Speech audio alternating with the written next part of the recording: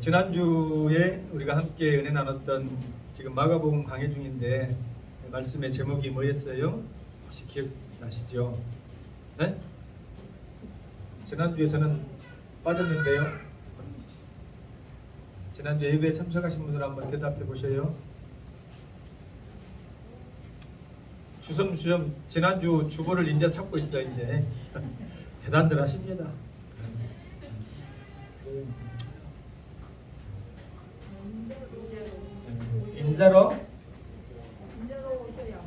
인자로 오셔야만 해.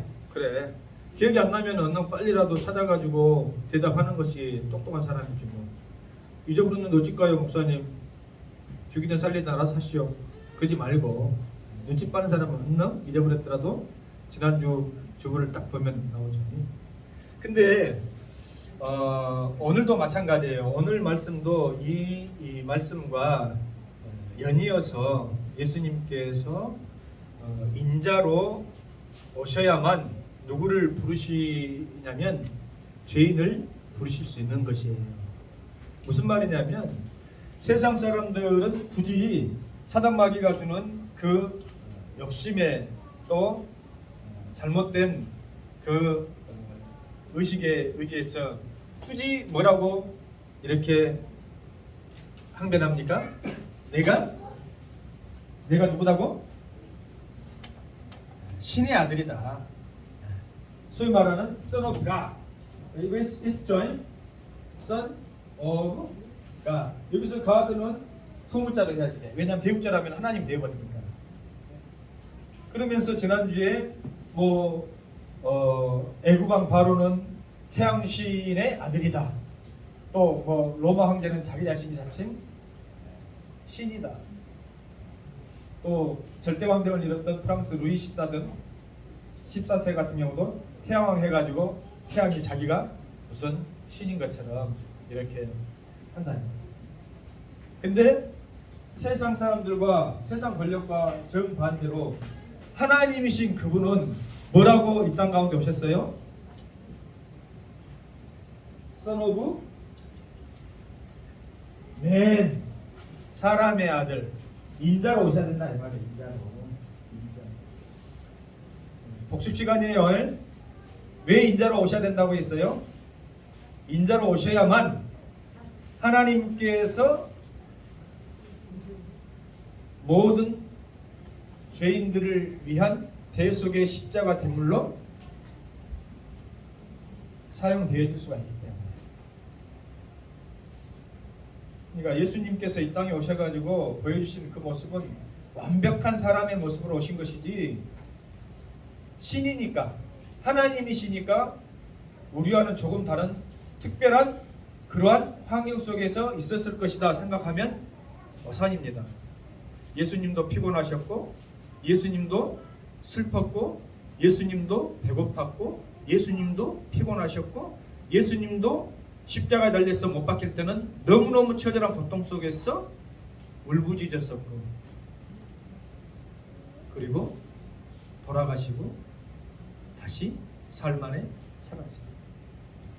그러면 오늘 본문에 우리가 읽었다시피 예수님이 누구를 불러요? 레위라고 하는, 나중에 마태라고 이름이 이렇게 이 로마식 이름으로 바뀌는 이 마태라고 하는 레위를 부르죠. 레위. 그러면 우리 모두는 하나님이신 예수 그리스도께 이 땅 가운데 오셔가지고 우리를 어때요? 불러주셨죠. 불러주셨는데 저와 여러분들이 그 부르실 당시에 예수님께서 부르실 때 우리가 의인이 아니고 죄인 되었을 때 우리를 불러주셨다 이 말이야. 네, 인자는 이 땅 가운데 의인을 부르러 온 것이 아니라 죄인을 부르러 오셨다 이 말이야. 인자가 하나님이신 예수님께서 이 땅 가운데 사람의 몸을 빌어서 오셨을 때에 그분이 부르고자 하는, 구원코자 하는 대상은 죄인이지 의인이 아니고, 의인은 없어요. 근데 보세요. 인자인 그분이 죄인을 불러서 그분이 하나님의 영광, 하나님의 보좌 우편에 앉아 계실 때에 이 죄인들은 무엇이 되냐면 의인이 되어지는 것이다. 무슨 말인지 알겠습니까? 무슨 말인지 이해가 되죠? 네? 자, 그러면 이제 그 말씀을 여러분들이 염두에 두고 이제 한번 보세요. 예수께서 다시 바닷가에, 지금 어디에 있다가 다시 바닷가로 나왔어요? 어디에 있다가? 가버나움에, 아마 베드로 장모의 집에 계시다가, 베드로 장모의 집에 계시다가 이 중풍병자를 고치시고 난 이후에 다시 바닷가로 나오신 이 현장을 지금 이야기하고 있는 거예요. 그러면 예수님께서 이 바닷가를 아무 생각 없이 지금 지나가시다가 알페의 아들 레위가 세관 안 되는 것을 보시고 그를 부르셨을까요? 아니면은 목적과 의식을 가지고 부르셨을까요? 당연히 목적과 이유를 가지고 부르셨겠죠. 이 당시 시대 상황을 여러분들이 잘 아셔야 됩니다. 마가복음이 기록되어진 시기는 언제라 그랬어요? 마가복음이 기록되어진 시기.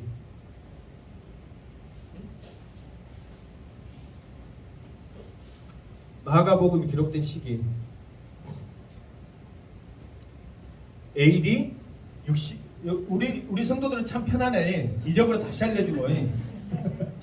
AD 65년에서 정확한 연도는 잘 모르지만 70년 경에, 그러니까 복음서 중에서 가장 먼저 기록되어진 성경이 마가복음인데, 이 AD 65년 70년 사이에 이 유대 공동체에 마가복음을 기록해야 될 이유가 뭐였냐면 64년도에 뭐가 있었어요? 네로 황제의 대박해, 기독교인들에 대한 대박해, 그 사건이 있었잖아요. 그리고 난 이후에 많은 사람들이 두려움과 공포 속에 떨고 있는 이 시기에 자칫 배도하고 내가 그리스도 믿고 예수를 메시아로 여겼더니 오히려 돌아온 것은 생명에 대한 위협과 공동체에서 축출당하고 디아스포라 당하고 이러한 위협 속에 있을 때에 그 개종한 유대 기독교 공동체에 위로와 소망을 주기 위해서 기록한 성경이 마가복음이라 그랬어요. 마가복음. 그러면 이 마가복음을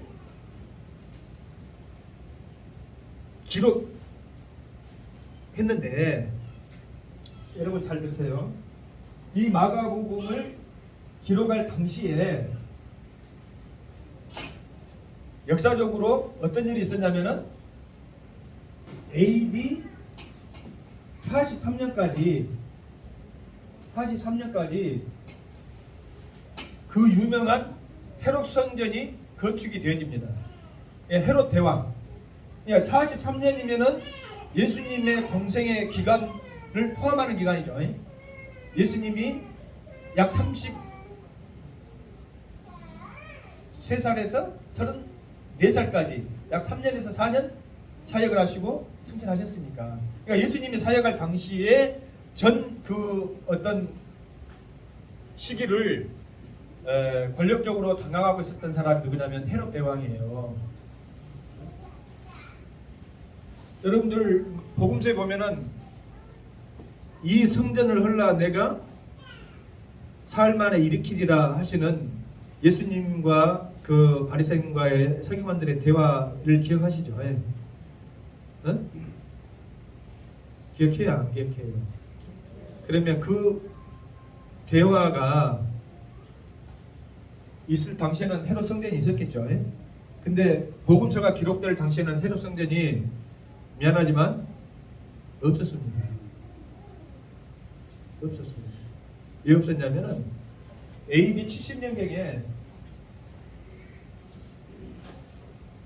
이 70년경에 로마에서 예루살렘이 철저하게 완전히 파괴되어 버리고 예수님의 예언처럼 돌 하나 위에 돌도 남기지 않을 정도로 철저히 파괴되죠. 완전한 멸망을 당합니다. 예루살렘.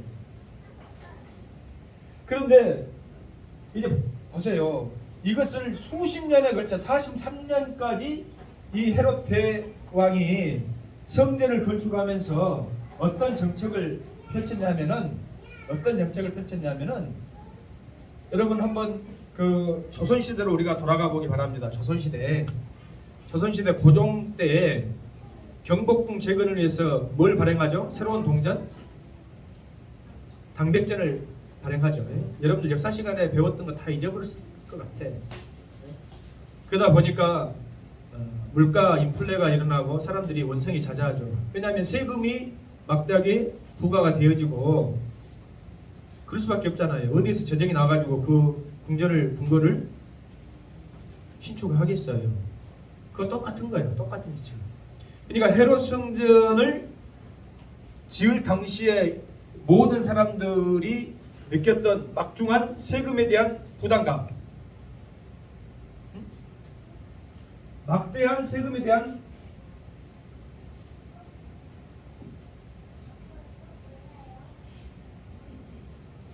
이 세금에 대한 부담감 때문에 로마에서 부과하는 세금도 버겁고 부당하다고 여겼을 뿐만 아니라 거기다가 그 지역을 다스리는 헤롯 대왕의 이 성전 건축 때문에 걷어가는 막대한 세금, 이것에 대한 반감 때문에 세금을 부과하고 걷어가는 사람들이 누구예요? 세리죠, 세리. 그러니까 이 세리에 대한 반감이 거의 뭘로 본 거예요? 반역자로 본 거야. 이 민족이 반역자. 이것들은 사람들도 아니다. 이것들은.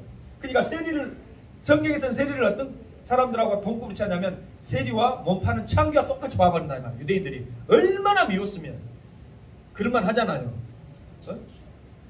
예를 들어서 내가 오늘 비건 아니겠지만 오늘 10만 원을 벌었어. 그러면은 식구들 먹고 살아야 될 한 3, 4만 원 남아야 될 거 아니에요. 그래야지 쌀도 폴고 반찬 내가지고 벌어서 먹고 살 건데, 만약 예를 들어서 세금을 9만 원 매겨버린다. 그럼 이것은 일 하나 많아. 이것은 일할 가치를, 보람을 느끼겠어요, 안 느끼겠어요? 못 느끼죠. 그러면 일반 서민들이 생각할 때에 그 마음속에는 어떤 마음이 들까? 오늘 8.15 광복절이지만 이 더러운 놈의 세상 확 뒤져버렸으면 좋겠다. 그럴 거야, 안 그럴 거예요? 그러겠죠. 이리 주구나 저리 주구나 매 마찬가지다 이거. 최소한 사람들에게 어떤 저항의식이 없어지려면 그래, 그냥 힘들어도 그냥 우리 식구들 먹고 살만은 하잖아. 세상에 다 그런 것이지 뭐. 이런 정도의 의식이 있을 때는 불만이 없어요. 사람들이 무슨 말인지 알겠죠? 근데 이리 주구나 저리 주구나 매 마찬가지다 이거는. 그러면 어찌 되어집니까? 봉기가 일어나는 거야. 그리고 사람들 의식 속에 어떤 생각이 들어요? 이놈의 더러운 놈의 세상 좀 뒤집어졌으면 쓰겠다. 자, 그런 의식 속에 있었었고, 그리고 예수님께서 왜 갈릴리에서 주된 사역을 하셨었고 갈릴리에서 제자들을 많이 이렇게 부르셨는가, 이렇게 생각해 보면 다 이런 사회적인 배경이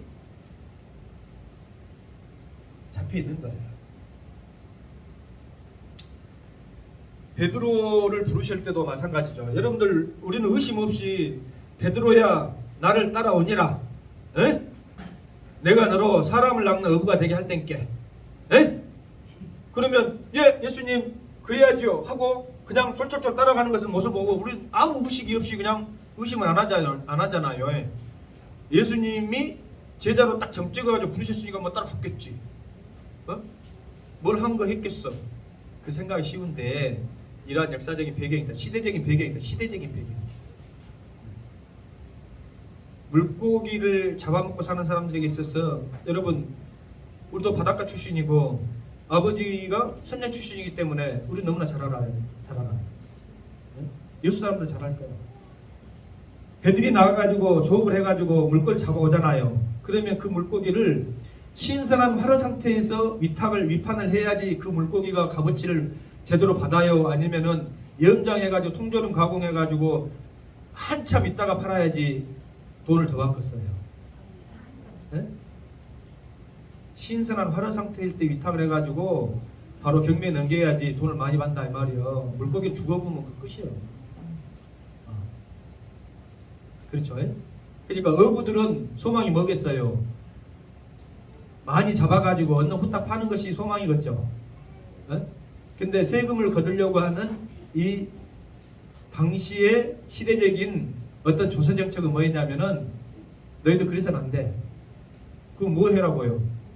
내가 염장 공장을 지어가지고 염장 생산을 염장을 해가지고 이것을 딱 가공 처리한 이후에 무역을 통해 가지고 수출을 보내 가지고 돈을 많이 걷어서 이런 성전 짓는 것에도 충당하고 또 로마에 보내야 될 그 세금도 충당하고 할 테니까 너희들 그렇게 이거 말이요 뭐요 지금 새가나게 밤이 맞도록 이 밤바다에서 고생하고 물고기를 잡아가지고 가져오니까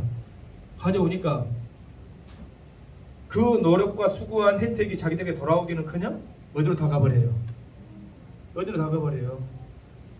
세금으로 다 뺏겨요.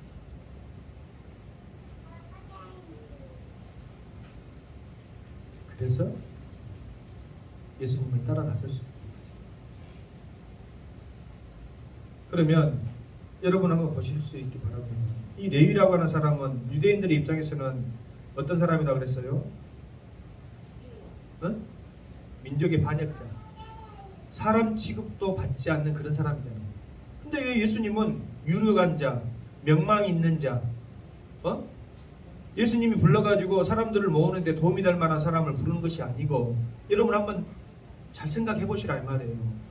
사람들이 싫어하고 터부시하고 또 욕하는 그런 사람을 왜 부르셨을까? 인간적으로 생각하면 도움이 전혀 되어지지 않을 것 같은 사람이잖아요.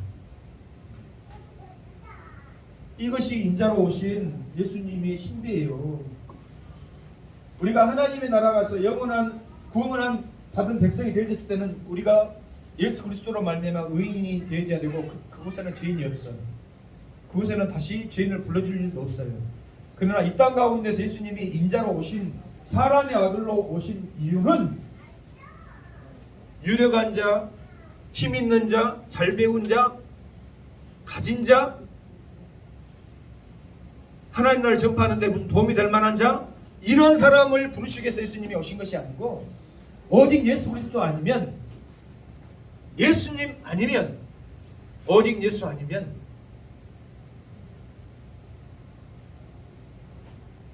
살아갈래야 갈 수도 없고 소망이래야 가질래야 가질 수도 없는 그러한 비참한 인생에 처한 모든 이들에게 예수님이 필요하시기 때문에 인자로 오신 것이다. 여러분, 저와 여러분들은 그렇지 않습니까? 어느 한 사람이라고 나는 나만 하면 됐지 뭐, 나는 괜찮은 삶을 살다가 예수님이 부르셔가지고 나는 예수님 믿었단께, 천만의 말씀이에요. 다 죄악의 구렁텅이에서 멸망받아 마땅한 그런 죄인들이 때 주님께서 사람의 아들로 오셔서 인자로 오셔서 죄인들을 부르시러 오신 것이다. 그래서 예수님이 어울릴 사람이었고 찾아갈 곳이 없어서 가난한 사람, 병든 사람, 이러한 그 당시에 사람들이 터부시하는 이러한 세리들에게 찾아간 것이 아니다 이 말이에요. 목적을 가지고 가신 것이다 이 말이에요. 여러분 한번 생각해 보실 수 있길 바랍니다.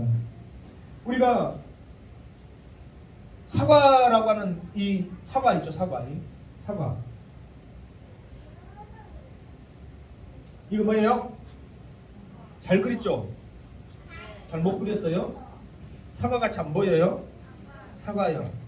우리의 육신의 눈으로 보면 이거는 그냥 사과일 뿐이에요. 육신의 시각으로 보면 그냥 사과일 뿐이잖아요.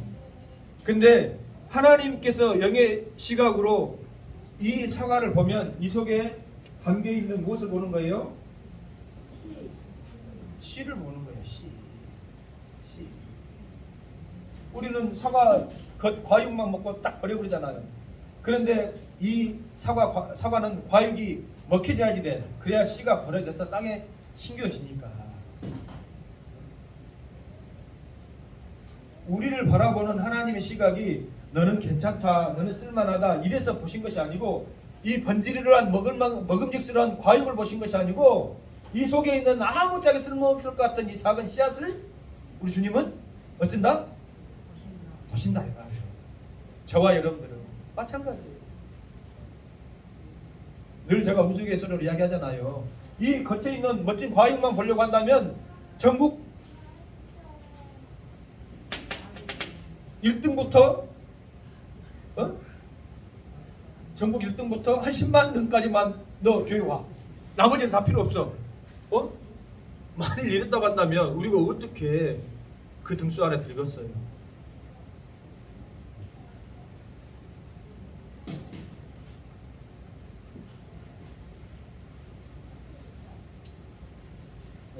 예수님께서 레위를 부르셨을 때 레위 안에 있는 그 가능성을 보신 거예요. 어떤 가능성을 보신 거예요? 레위라고 하는 사람이 마태가 되어있죠. 근데 이 마태라고 하는 이름의 뜻은 뭐냐면 하나님의 선물이라고 하는 이름이에요. 놀랍죠? 놀랍잖아요. 저는 저 이름을 어렸을 때는 좀 싫어했어. 정기. 한자로 쓰면 괜찮습니다. 이게 한자로 쓰면 세국종자에다가 턱이자예요. 그러니까 종소리가 울리는 터라 이 말이에요. 곰곰이 생각해보니까 내가 목사가 될 아무런 소원도 안 했고 아버지가 그때 제 이름 질 때는 믿음이 있지 않았었거든요. 근데 결과적으로 보니까 종소리가 울리는 터가 되어 있더라고. 옛날에 어떤 목사님은 전혀 교회고 예수고 몰랐대. 근데 어느 날 갑자기 그냥 하나님 은혜지. 이유도 없고 원인도 없는데 갑자기 교회 예배당에서 들려오는 그 새벽 종소리 땡 그것에 자기 마음이 끌린 거예요. 그 소리에 누가 전도하지 않았어. 그래서 요즘 도심 가운데서는 교회에서 종소리 못 울리는 것이 참 안타까워. 민원이 많이 들어간다고 지금은 다 없어져 버렸잖아요.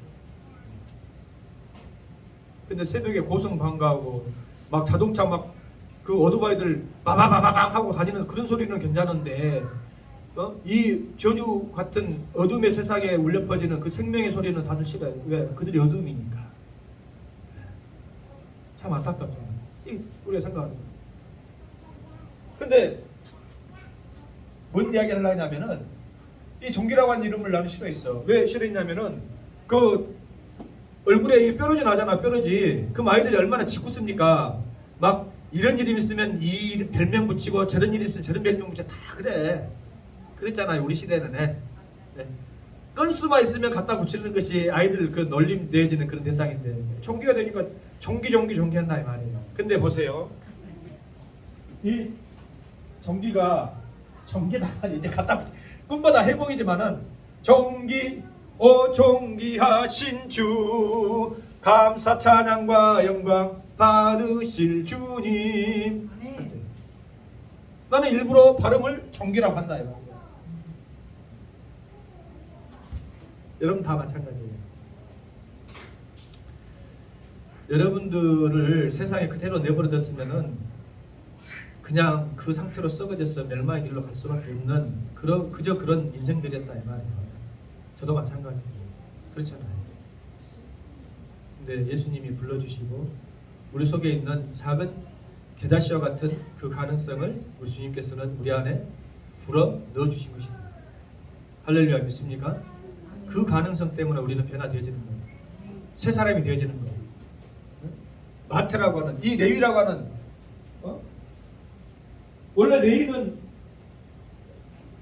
하나님 앞에 제사 드리는 제사장 족속들이잖아. 레위라고 하는 이름은 레위 지파는 율법에 사로잡혀 있고 형식에 사로잡혀 있던, 그러니까 레위라는 이름을 가지고 벌써 세리라고 하는 직업을 가진 것 자체가 이 시대상을 지금 반영하고 있는 것이잖아요. 이름하고 그가 살아가는 세상의 삶이 매치가 안 돼. 하나님을 섬기고 하나님 앞에 거룩한 제사장으로 살아가야 될 그러한 이름을 가지고 있는 사람이 세상 속에서 손가락질 받고 천대받을 뿐만 아니라 물론 물질적으로는 그가 큰 부를 이뤘을 거야. 왜?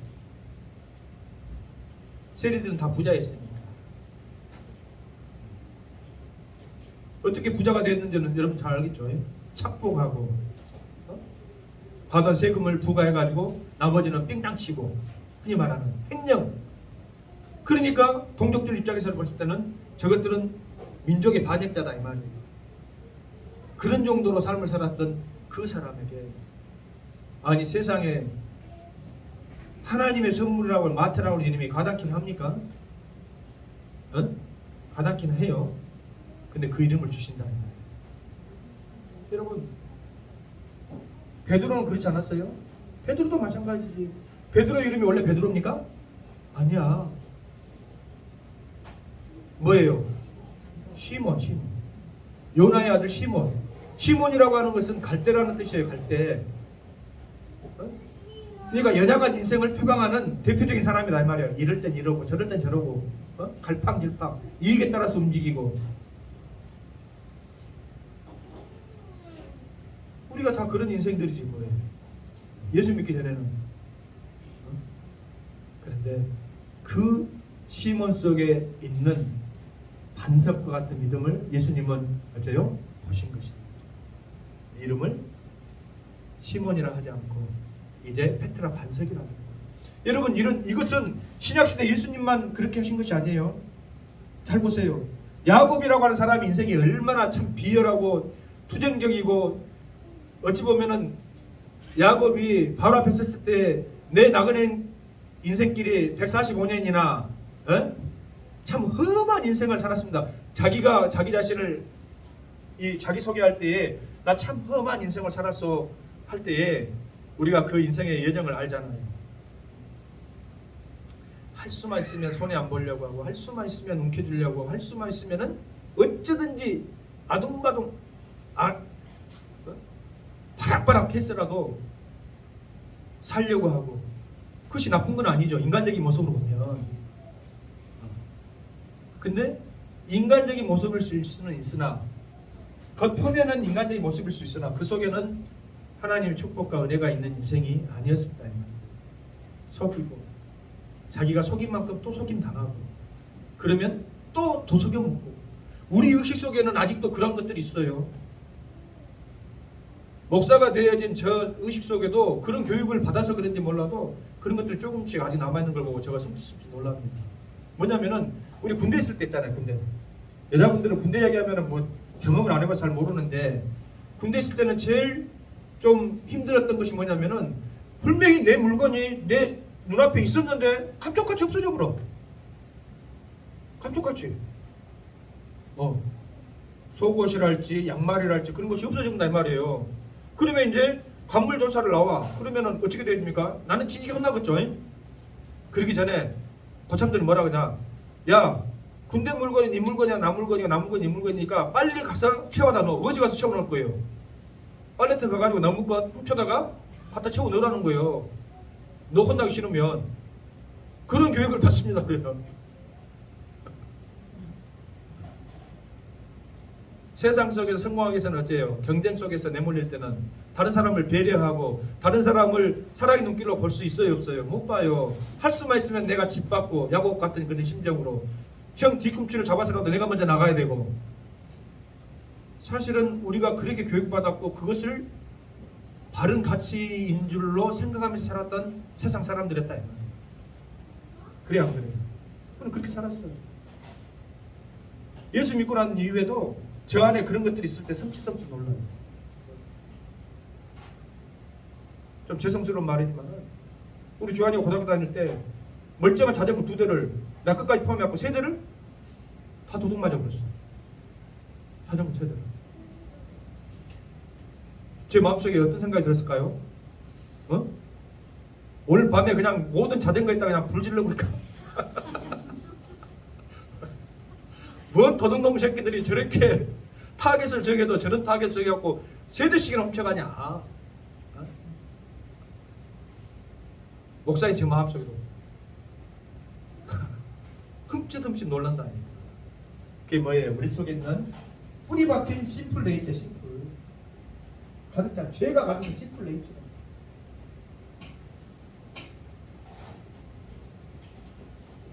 이 죄성이 우리 안에는 뿌리 깊게 박혀 있는 거예요.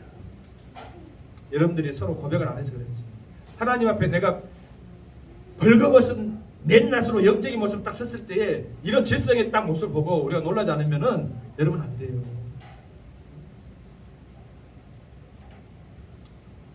여러분 레이가 멀쩡히 세관장 노릇을 하면서 바닷가에서 왜 바닷가에서 이 갈릴리 바닷가에서 이 세관업을 하고 있었는가, 세관일을 하고 있었는가 여러분 잘 아셔야 됩니다. 물고기를 잡아오시잖아. 그 어부들 잡아오잖아요. 그럼 거기서 벌써 딱 걷어내, 통제해, 세금 얼마. 그리고 그 싱싱한 그 물고기를 업판장으로 가야 되는데 안 돼. 염장 공장으로 가야지 돼. 이런 일들을 하니까 이 사람은 아주 나쁜 사람으로 찍힌 거야. 그런데 이런 일 하면서 이 사람이 무슨 인간적인 소망이 있고 기쁨이 있고 이웃이 있고 친구가 있었을까요? 힘들었겠죠. 물질은 동족에 비해서 여유롭게 자기가 치부하고 횡령하고 해가지고 모았을지 몰라도 삭개우치 않아요. 이웃이 없어요. 친구가 없어요. 전부 다 나를 바라보는 시선이 손가락질하고 터부시하고 욕하는 거. 여러분 그것이 벌써 지옥이지 뭐겠어요. 그러지 않겠어요? 그러니까 우리가 이 땅 가운데서 천국을 이루고 살아간다고 하는 것은 이미 예수 그리스도를 믿고 하나님의 의를 이루면서 살아가는 것이 하나님 나라를 경험하면서 살아가는 것이지만은 그것을 뒤집어 보면 이미 이 땅 가운데 하나님의 의 예수 그리스도를 거부하고 예수님을 통해서 구원받지 못한 사람들의 일상의 삶은 이미 지옥인 거예요. 이미 약육강식이고 겉으로 포장만 사람인 것처럼 그렇게 되어 있을 뿐이지. 그래서 저는 가끔 동물왕국을 자주 보고 은혜를 많이 받습니다. 동물왕국 여러분들도 그것을 보세요. 어디 그게 인정이 있고 사정이 있습니다. 우리 뜯어버려. 나 살기 위해서는 너 죽어야 하고 그 세상입니다. 그런 삭막한 세상 속에 예수님이 인자로 오셨어요. 죄인들을 부르셨다고 하니 이 얼마나 놀라운 은혜고 이 얼마나 기가 막힌 사건이냐. 할렐루야. 우리 주님께서 우리를 불러주실 때에 나를 알아주시고 나 자신을 내 속에 있는 하나님 주신 그 달란트 그 씨앗을 보시고 나를 불러주신 것이다. 할렐루야. 그러므로 우리는 그 어떤 것보다도 예수님을 만난 것처럼 이 만남의 복이 있어야 됩니다. 만남의 복이 있어요. 누구를 만나냐에 따라서 사람과 마찬가지죠. 사기꾼을 만나면 결국은 사기당하게 되어 있어요. 술꾼 친구를 만나면 결국은 같이 술 먹으러 가게 되어 있어요. 노름꾼 친구를 만나면 결국은 같이 놀러 가게 되어 있다. 여러분들이 이런 내게 좋은 친구, 내게 좋은 사람 만나길 원하는 또 우리가 구해야 되지만은 내가 이웃에게 예수를 증거하고 교회를 소개하고 구원을 전할 수 있는 좋은 만남의 사람들이 되어줄 수 있길 바랍니다. 믿습니까? 나로 인해서 나 덕분에 내가 예수를 알았고 구원을 받아서 하나님 나라의 백성이 되었네 할 수 있는 그러한 고백이 있을 수 있다면 이 얼마나 놀라운 축복이겠냐.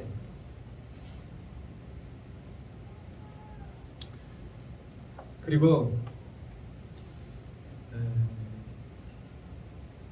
예수님이 또 하나님이 이웃이 나를 통해서 불러주실 때 그 부르심에 합당한 호응이 있어야 되는데 그 호응은 전적인 하나님의 은혜입니다.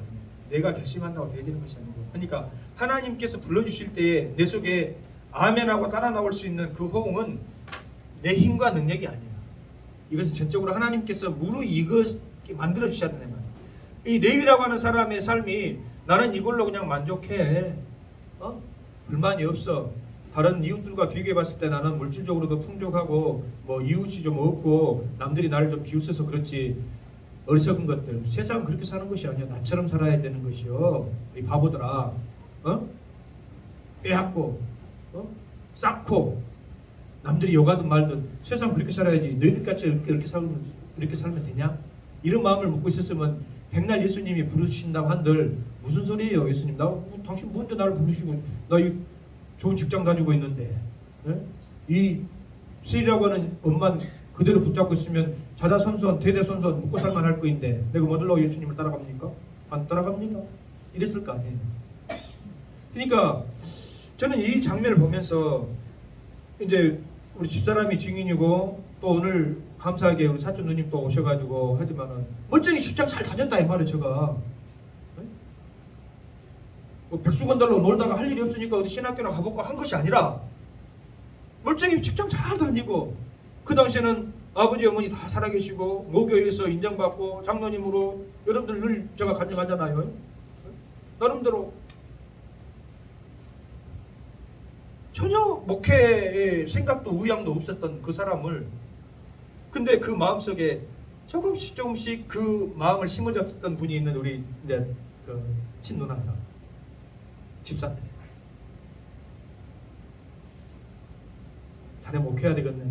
어이 쓸데없는 소리 하지 마시오. 지금 애들 다 있고 이제 자리 잡고 살고 있는데 진즉 그렇게 불러주셨겠지. 나를 쓰시려고 하면 인제서 뭔 나를 불러요. 근데 보세요. 그렇게 이야기하고 만날 때마다 나 기도하라고 기도하지 마세요. 그런 기도. 내가 누님에게 심지어 그런 말 했거든요. 나는 집사되고 장로 돼가지고 그냥 교회 생길라니까. 근데 어느 날 갑자기 교통사고 납니다. 교통사고 나가지고 병성에 누있는데 그 음성이 자꾸 들리는 거야. 그리고 내적으로 늘 여러분들이 간증했었지만은 그때 제가 술을 먹고 났어요. 집사인데 주일학교 교사인데 와 우리 목사님 말만 목사지 아주 나쁜 사람이었네. 맞아요. 그러니까 너는 안 되겠다 불러주신 거야. 얼마나 교만했는지 몰라.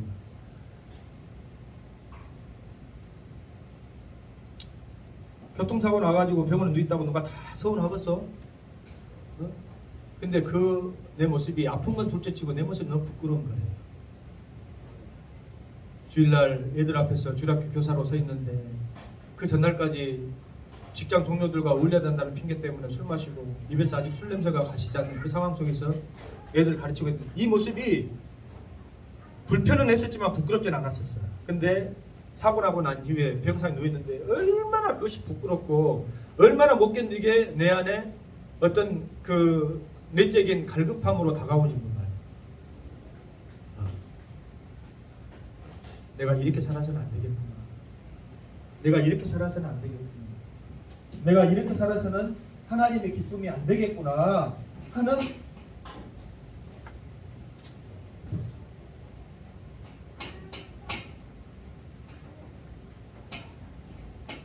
문제의식이 제 안에 자리 잡기 시작한 겁니다. 문제의식. 여러분들 마찬가지예요.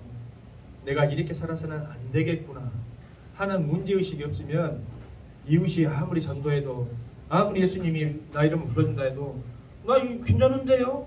나 요즘 살만한데요? 왜 그러세요? 이렇게 뺀질대가지고 소위 말하는 호응을 안 해.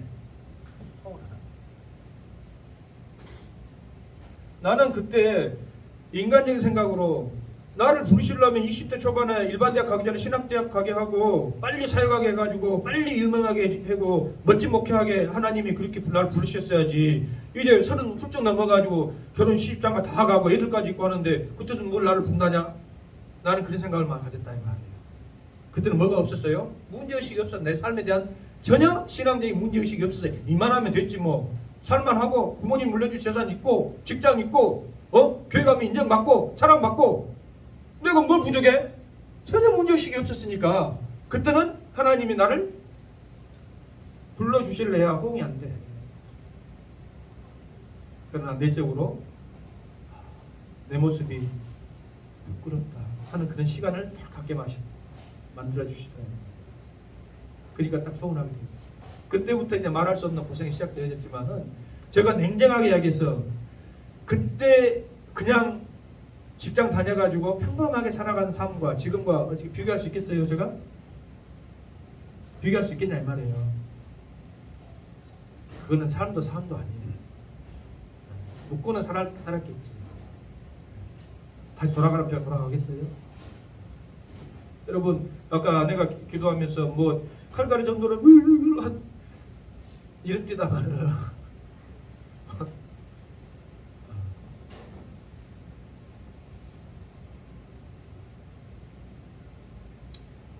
나는 여러분들의 간직거리가 있어서 너무 좋아요. 간직거리가 뭐냐면 제가 처음에 전도사로 부임해서 갔는데 가는 교회가 전부 어째요? 성령 건축을 했어요. 그러면 신학대학원이지만 대학원 나오고 그래도 고향에서 있는 집 자식으로 살았고 부족함이 없었던 그 사람이 뭐 주스러 다녔냐면은 고물 주스러 다녔다니까. 고물을 봉고차에다가 고물. 왜? 그 고물 주스 팔아가지고 성전 건축하는데 건축헌금 된다고. 물론 그것이 내 자발적으로 한 것은 아니고 그 권사님이 전도사님 묻어요 갑시다. 예 어디 갈까요? 고물 주스러 가야지. 왜 고물 주스러 가요? 나 늙어가지고 뭐 건축헌금 할 일도 없고 누가 돈 주는 것도 아니고 그거나 팔아다가 우리 저 건축헌금 갑시다. 전도사 입장에 나 못 가요. 나 그런지 못합니다. 할 수 있겠어요? 같이 가야지. 셌더니 보물 주사 가지고 팔고 그랬다. 근데 그때 나 아무래도 속은 것 같아요. 너 잘못 온 것 같아. 이런 마음이 들었을까요? 아니면 전혀 부끄럽지 않았어. 이상하게. 오히려 더 뿌듯했다 이 말이에요.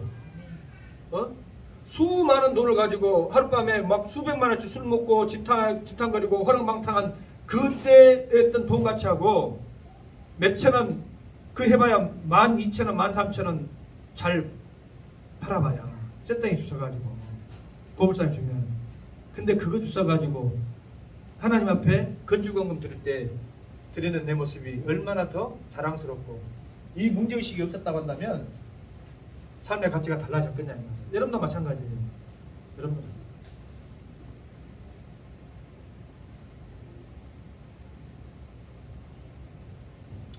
주님을 위해서, 아니 우리는 주님을 위해서라고 말도 잘 붙일 수 없어요. 죄인을 부르러 오신 그 주님의 부르심에 합당한 이제 은혜의 삶을 살기 위해서 저와 여러분들이 삶의 바른 신앙의 문제의식을 가지고 출발하면 되어줄 줄로 믿습니다. 그때부터 시작이었냐. 그때부터 새로운 인생이. 당신도 오시오 예수님 품으로 그 모습 그대로 새로운 인생 길로. 할렐루야. 아멘. 새로운 인생 길이 다 펼쳐진다. 보라 옛것은 지났으니 새로운 피조물이다. 네? 얼마나 놀랍습니까? 여러분 우리가 겁나서 예수 불사한테 중생하고 새로운 삶을 내 인생의 가치로 붙잡고 살아갈 수 있다고 하는 이 사실이야말로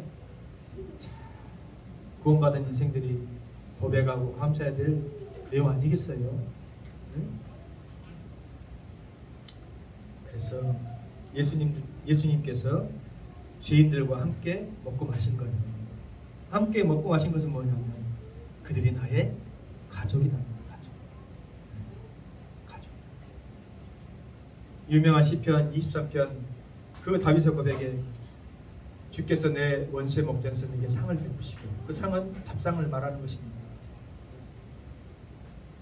예수 공동체 안에서, 믿음 공동체, 하나님 나라의 공동체 안에서 하나님 내게 상을 베풀어 주시고 밥을 함께 먹는다는 것은 뭐냐면 너는 내 가족이다 이 말이에요. 내 신랑이요, 내 신부다, 내 자녀다. 할렐루야.